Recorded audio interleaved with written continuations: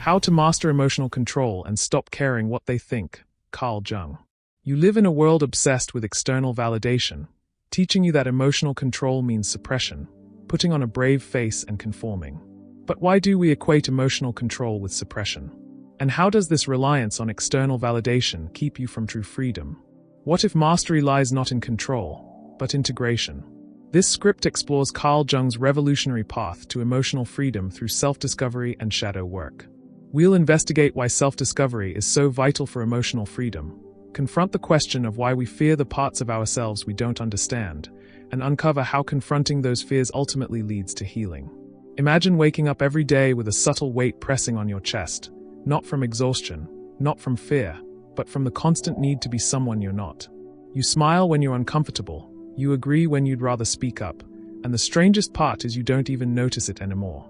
It's become so normal that you mistake it for kindness, for humility, even for maturity. But deep down, a quieter voice whispers the truth. You are living for other people. Carl Jung didn't see this as a minor social flaw. He saw it as a crisis of the soul. The moment you begin caring more about how you're perceived than who you truly are, you fracture. You split into two, the person you show and the person you bury. And the longer you perform, the more distant you become from your real self. You think you're afraid of judgment, but what you're really afraid of is disconnection. You fear that if you stop pleasing, if you stop editing yourself for comfort and applause, you'll be left behind. That if you're honest, truly honest, you'll be unloved. But Jung saw through that illusion. He believed the only way to experience real connection, real confidence, real peace was through authenticity. And that means confronting the parts of yourself you've been taught to hide for. This isn't a pep talk. It's not a just stop caring cliché. It's a deep dive into the psychological machinery that keeps you imprisoned in others' perceptions. To understand Jung's approach to emotional freedom, we must first grasp his model of the psyche. Jung writes, "By psyche I understand the totality of all psychic processes, conscious as well as unconscious." Unlike common usage of the term mind, which refers only to conscious mental functions, Jung's concept of the psyche encompasses both conscious awareness and the vast unconscious realm that influences our thoughts, feelings, and behaviors without our awareness. The psyche, according to Jung, is a self-regulating system similar to the body. It constantly strives to maintain balance between opposing qualities while simultaneously seeking its own development, what Jung termed individuation. Have you ever wondered why you sometimes act in ways that contradict your conscious intentions? Why certain situations trigger emotional responses that seem disproportionate? These phenomena point to the autonomous functioning of unconscious components of the psyche. Jung saw the ego as the center of the field of consciousness, which contains our conscious awareness of existing and a continuing sense of personal identity. The ego organizes our thoughts, intuitions, feelings, and sensations, and has access to memories that aren't repressed. It's the bearer of personality and stands at the junction between inner and outer worlds. But here's the crucial insight. The ego is not the whole psyche. It's merely the conscious portion, the tip of the iceberg floating above the vast unconscious depths. At the heart of Jung's understanding of emotional control lies his concept of the shadow, those aspects of yourself that you've suppressed, denied, or rejected. The shadow isn't inherently negative. It simply contains what you've deemed unacceptable or incompatible with your conscious self-image. Think of it as the psychological basement where you've stored parts of yourself that didn't fit your idea of who you should be. Your hidden self consists of subconscious traits, emotions, and impulses that you suppress or deny. These qualities may not align with how you consciously see yourself, but they still influence your actions and reactions. The more you resist acknowledging these traits, the stronger their influence becomes in shaping your thoughts and behaviors, often in ways that sabotage your conscious goals. According to Jung, integrating these aspects of yourself is key to personal growth. Facing the unknown parts of your personality can unlock hidden strengths and create a more balanced sense of self. By embracing your unconscious tendencies, you gain greater control over your emotional responses and decision-making. But here's the paradox. True emotional control comes not from suppressing the shadow but from integrating it, from bringing those disowned parts of yourself into conscious awareness. Have you ever noticed how the qualities that most irritate you in others often reflect disowned aspects of yourself? Or how your strongest emotional reactions reveal your deepest insecurities? These are signs of the shadow at work. By paying attention to these reactions, you can begin to recognize and reclaim the parts of yourself you've rejected. Most people believe that caring what others think is natural, even necessary for social survival. After all, humans are social creatures, and acceptance by the tribe was once literally a matter of life and death. But while social awareness is beneficial, Jung understood that excessive concern with others' opinions creates a problematic split between our true selves and the persona we present to the world. The persona, in Jungian psychology, is the social mask we wear, the face we show to others. It's our adaptation to social expectations and cultural norms. While having a functional persona is necessary for social interaction, problems arise when we become too identified with it, when we mistake the mask for our real face. When this happens, we disconnect from our authentic self and become increasingly dependent on external validation. You've been told that caring what others think shows empathy, social intelligence, and maturity. But what if excessive concern with others' opinions is actually preventing you from offering your true gifts to the world? What if your preoccupation with being liked is keeping you small, safe, and ultimately unfulfilled? Jung would argue that true emotional maturity involves recognizing the difference between your persona and your authentic self, and finding the courage to express your authenticity even when it doesn't conform to others' expectations. This doesn't mean becoming inconsiderate or offensive. Rather, it means acting from a place of inner integrity rather than social compliance. When we suppress parts of ourselves to fit in, we create an internal imbalance. Jung understood that the psyche naturally seeks equilibrium through a process he called self-regulation. This concept is based on the compensatory relationship between consciousness and the unconscious. The psyche does not merely react, it gives its own specific answer to the influences at work upon it. This process of self-regulation is ongoing within the psyche, but becomes particularly noticeable when the ego has difficulty adapting to external or internal reality. Such difficulties often initiate a process that may ultimately lead to individuation, the journey toward psychological wholeness. The self-regulation process follows a pattern. Difficulty adapting leads to regression of energy, which activates unconscious contents, fantasies, complexes, archetypal images. This activation can produce symptoms of neurosis, confusion, fear, anxiety, as the ego conflicts with these unconscious contents.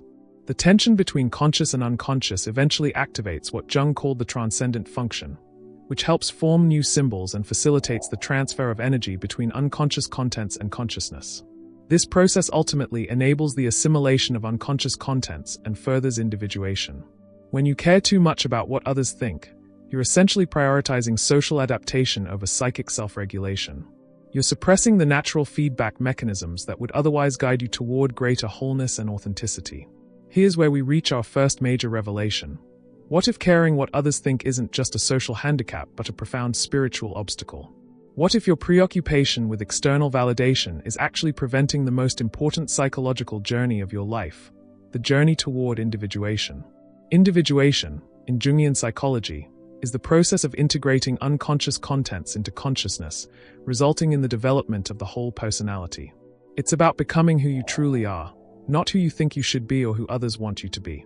It involves recognizing and integrating all aspects of the psyche, including the shadow, the anima or animus, contrasexual aspects, and ultimately connecting with the self, the archetype of wholeness and the regulating center of the psyche. The journey toward individuation isn't easy.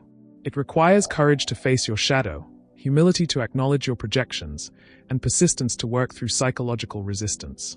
But the rewards are profound: increased authenticity, enhanced creativity, deeper relationships, and a sense of meaning and purpose that transcends social approval. Consider historical figures who embodied this journey. Carl Jung himself underwent what he called a confrontation with the unconscious after his break with Freud, a period of intense psychological exploration that formed the basis of his later theories.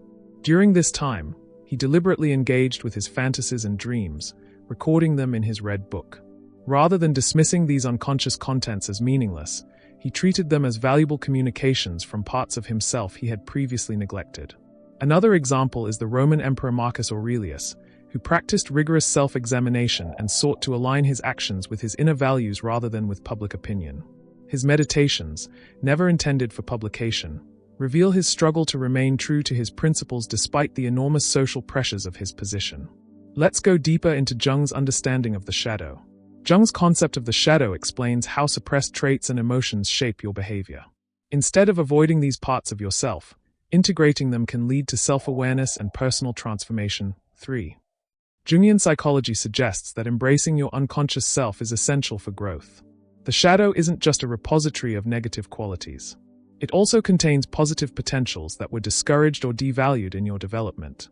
For instance, if you were raised to be modest and self-effacing, your natural assertiveness and ambition might have been relegated to the shadow.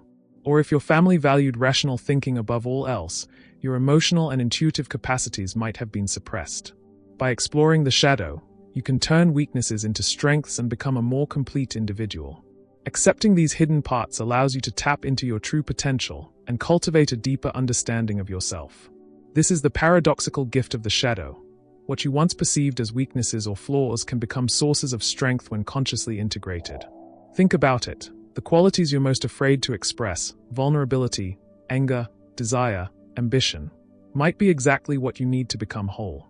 Your fear of judgment often centers around these disowned aspects of yourself. By reclaiming them, you not only become more authentic but also less dependent on others' approval. You've been taught that fitting in is safe, that conformity protects you from rejection. You've learned to read the room, to measure your words, to calibrate your behavior according to others' reactions. And perhaps most insidiously, you've come to believe that this hyper-awareness of others' perceptions is wisdom, is maturity, is social intelligence. But what if this preoccupation with external validation is actually a sophisticated form of self-imprisonment? What if your carefully constructed social image is not protection but a cage, one that grows smaller and more confining the more you care what others think? Jung recognized that the fear of facing ourselves often manifests as anxiety about social judgment. It's easier to focus on others' perceptions than to confront our own inner contradictions and disowned aspects.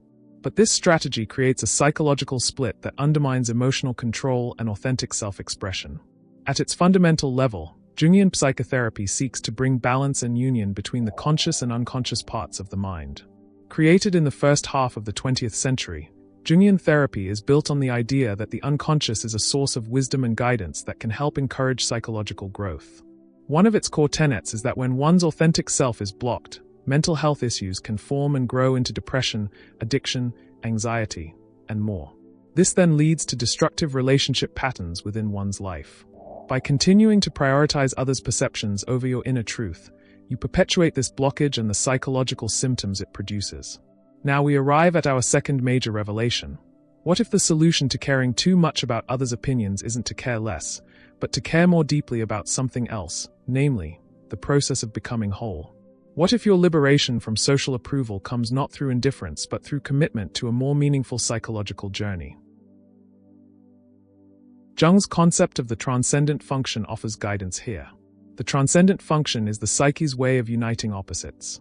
It emerges from the tension between conscious and unconscious elements and produces symbols that transcend both, pointing toward a new, more integrated state of being. When you find yourself caught between authentic self-expression and fear of social judgment, the transcendent function can help you find a third way, one that honors both your individuality and your social context. This isn't about choosing between caring what others think and not caring. It's about transcending this dichotomy altogether.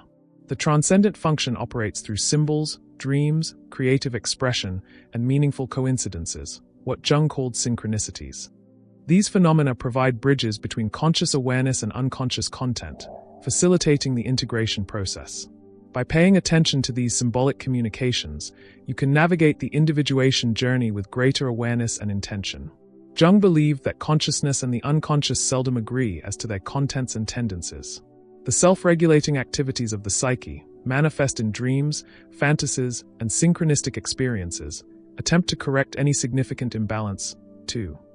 When you're too identified with your social persona and too disconnected from your authentic self, these regulatory mechanisms will produce compensatory dreams, fantasies, and psychological symptoms, signals that something needs attention. So how do you practically apply Jung's insights to liberate yourself from excessive concern with others' opinions? Here are some specific strategies derived from Jungian psychology. 1. Shadow work. Begin by identifying aspects of yourself that you hide, deny, or project onto others. Notice your strong emotional reactions to others. These often point to disowned aspects of yourself. Journal about these reactions, asking, what might this reveal about parts of myself I'm not acknowledging? 2. Dream analysis. Pay attention to your dreams, which Jung saw as communications from the unconscious. Keep a dream journal and look for recurring themes, characters, or emotions. These may represent aspects of your self seeking integration. 3. Active imagination. Engage in dialogue with unconscious contents through active imagination, a method Jung developed for interacting with unconscious figures and symbols while maintaining conscious awareness. This might involve journaling, artistic expression, or meditative dialogue with inner figures. 4. Symbolic expression. Express unconscious content through creative activities like art, writing, music, or dance. These symbolic expressions can facilitate the integration of unconscious material into consciousness. 5. Mindful attention to synchronicities. Notice meaningful coincidences in your life. Jung believed these synchronistic events often occur during significant psychological transitions and can provide guidance for the individuation process. The way in which people relate to inner and outer worlds is determined by their attitude type, an extrovert individual being orientated to the outer world, and an introverted one primarily to the inner world. Jung also noted that people differ in the conscious use they make of 4 functions: thinking, feeling, sensation, and intuition. Understanding your own psychological type can help you recognize when you're acting from authentic preferences versus social conditioning. Remember that integration is not a destination but a continuous process. Jung saw individuation as a lifelong journey of becoming more consciously whole. The goal isn't perfection but greater integrity, living from the center of your being rather than from fear of judgment. We've now reached the core insight of our exploration. True emotional control doesn't come from suppressing your authentic self to please others. It comes from integrating all aspects of your psyche into a coherent whole. When you stop fragmenting yourself into acceptable and unacceptable parts, when you embrace both your light and shadow, you naturally become less dependent on others' approval. This isn't about becoming selfish or inconsiderate. On the contrary, Jung believed that genuine consideration for others could only come from a place of psychological wholeness. When you're not projecting your shadow onto others or seeking validation to compensate for inner fragmentation, you can relate to people more authentically and compassionately. The psyche strives to maintain a balance between opposing qualities while at the same time actively seeking its own development through individuation. For Jung, the psyche is inherently separable into component parts with complexes and archetypal contents personified and functioning autonomously as complete secondary selves, not just as drives and processes.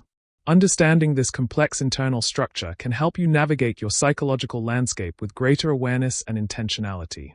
So next time you find yourself contorting to fit others' expectations or obsessing over a perceived judgment, pause and ask yourself, what part of me am I abandoning right now? What disowned aspect is seeking expression? Then, rather than suppressing that part, explore ways to integrate it more consciously into your life. As we conclude our exploration of Jungian approaches to emotional mastery, I invite you to consider a radical possibility. What if the greatest gift you could offer the world isn't your conformity but your wholeness? What if your unique contribution depends precisely on integrating the parts of yourself you've been hiding? Jung believed that modern society suffers from excessive collective consciousness and insufficient individual differentiation. Too many people live according to external standards and social conventions rather than following their own inner wisdom. The result is a collective psychological impoverishment, a world of personas without souls. By embarking on your own individuation journey, by committing to psychological integration rather than social performance, you contribute not only to your own well-being but to the psychological health of the collective. As Jung famously said, the world hangs on a thin thread, and that thread is the psyche of man. I invite you to share in the comments below, what aspect of yourself have you been hiding out of fear of judgment? What would it look like to integrate that aspect more consciously into your life?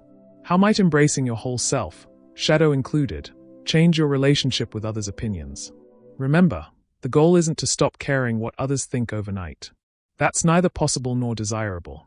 Rather, the aim is to gradually shift your center of gravity from external validation to inner integrity, from fragmentation to wholeness, from persona to self. This is the Jungian path to true emotional mastery, not through control, but through integration.